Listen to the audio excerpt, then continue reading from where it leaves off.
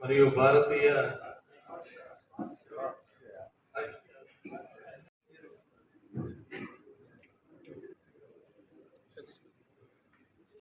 Live feedbacks from polling stations counting day రోజు, అదేవిధంగా drone surveillance ద్వారా పబ్లిక్లో గట్టి మెసేజ్ ఇవ్వగలిగాం.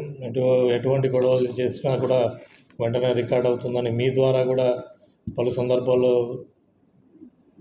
సూచనలు ఇవ్వడం జరిగింది. తద్వారా కూడా వైలెన్స్ అనేది కేవలం పోలీస్ మెజర్సే కాకుండా నాన్ పోలీస్ మెజర్స్ కూడా చక్కగా తీసుకోవడం వల్ల ఇటువంటి గొడవలు కూడా పెద్ద స్థాయిలో ఎస్కలేట్ కాకుండా కూడా నియంత్రించడం జరిగింది ఆదిలోనే.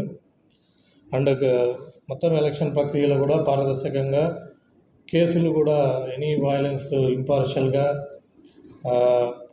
కేసులు కూడా కట్టడం జరిగింది. వెంటనే యాక్షన్ కూడా తీసుకోవడం జరిగింది.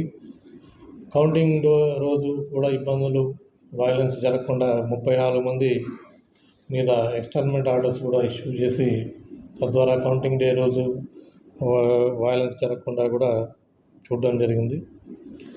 ఈ ఎంటైర్ ప్రాసెస్లో 5 నెలల నుంచి ముఖ్యంగా మాకు district armed reserve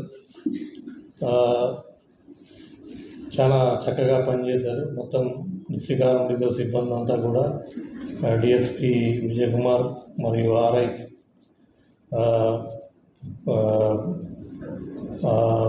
and SIs and సిబ్బంది అందరూ కూడా చాలా కష్టపడ్డారు.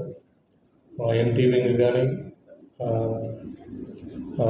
బీడీ టీం కానీ దెన్ అదర్ వింగ్స్ ఏఆర్ సిబ్బంది అందరూ కూడా చాలా బందోబస్తులు పోలింగ్ రోజు దాని ముందు అంతా కూడా ఈ విఐపి ప్రోగ్రామ్స్ కానీ ఇవన్నీ కూడా స్పెషల్ పార్టీ ముఖ్యంగా స్పెషల్ పార్టీస్ అన్నీ కూడా చాలా చక్కగా పనిచేసాయి. సో